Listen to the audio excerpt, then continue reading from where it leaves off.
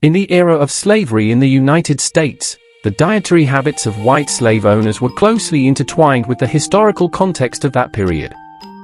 It is essential to approach this topic with empathy and understanding, recognizing the immense suffering and mistreatment endured by enslaved individuals. Welcome to our channel. Please subscribe as we delve into a somber and dehumanizing chapter that unfolded between the 16th and 19th centuries worldwide. In a historical context, the term slave refers to an individual who is owned by another person or group and compelled to work without their consent or compensation. Slavery has existed in various forms across different cultures and throughout history, subjecting enslaved individuals to harsh and often brutal living conditions. Slavery was typically based on factors such as race, ethnicity, or social status and involved a profound dehumanization and exploitation of those held in bondage. The term slaving refers to the reprehensible act of engaging in the slave trade or the practice of owning and trading slaves. It encompasses the historical practice of capturing, buying, selling, and transporting individuals, often from Africa, to be enslaved and exploited, particularly within the transatlantic slave trade. Slavery dates back beyond recorded history and has existed in various forms across different cultures and continents. Forms of slavery included self-indentured servitude or collective peasantry. However, when the term slave trade is mentioned, it commonly refers to the African slave trade in the Western Hemisphere, during the colonial period from the 1500s to the mid-1800s, primarily conducted by European colonial powers. Estimates suggest that between 10 to 13 million Africans were brought to the New World, with approximately 10 million surviving to be sold in North and South America and the Caribbean islands.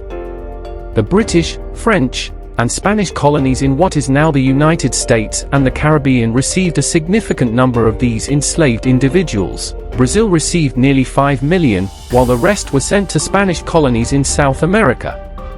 The transatlantic slave trade, which spanned from the 16th to the 19th century, involved the forced transportation of millions of Africans across the Atlantic Ocean to the Americas and other regions. These enslaved individuals endured unimaginable suffering, dehumanization, and cruelty as they were coerced into labor on plantations, mines, and various industries. Furthermore, the transatlantic slave trade was marked by a disturbing phenomenon known as white cannibalism, which entails consuming the flesh or body parts of one's own species. While cannibalism has been observed in various cultures throughout history, it is essential to note that it is not associated with any specific race or ethnicity.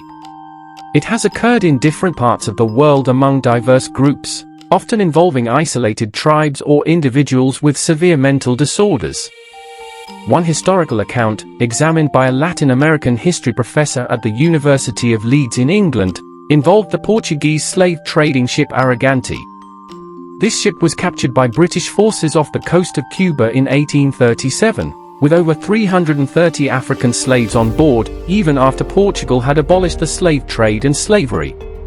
After their liberation, some former slaves reported that Portuguese sailors had killed an enslaved man, cooked his flesh, and compelled the remaining enslaved individuals to consume it. They also accused the sailors of eating the man's heart and liver.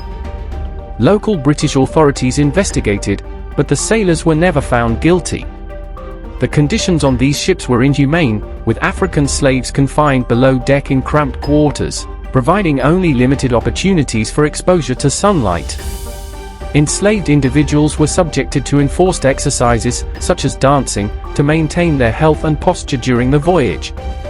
Their primary diet consisted of horse beans and rice.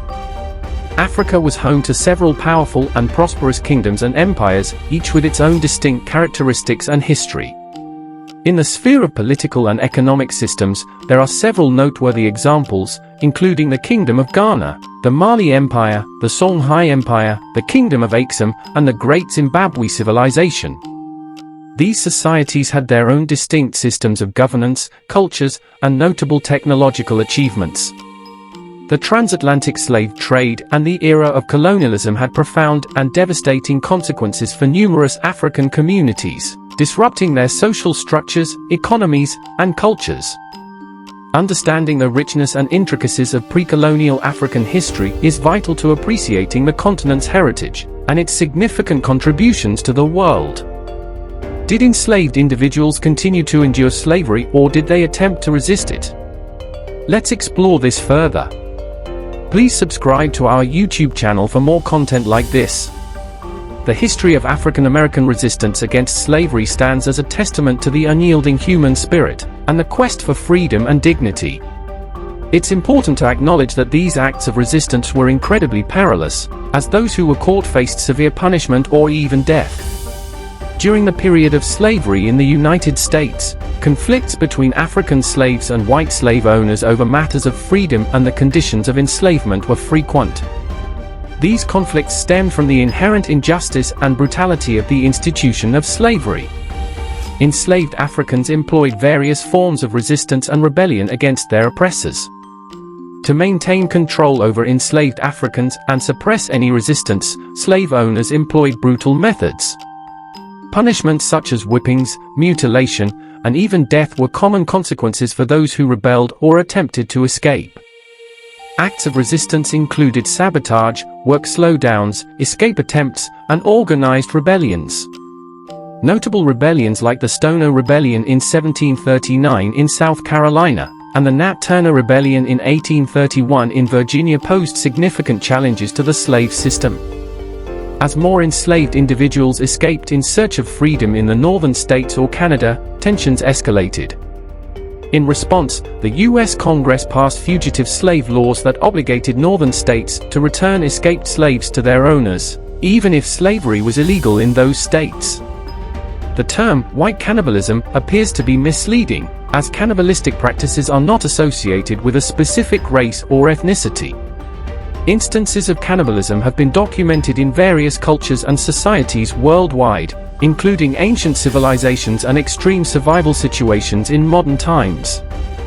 However, it's crucial to note that cannibalism is universally condemned and illegal in most countries, including the United States.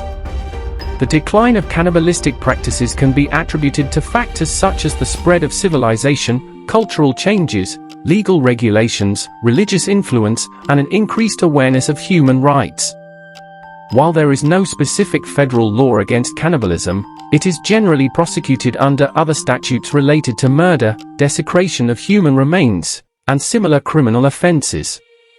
The specific laws and penalties vary from state to state, but cannibalism typically falls under charges related to homicide.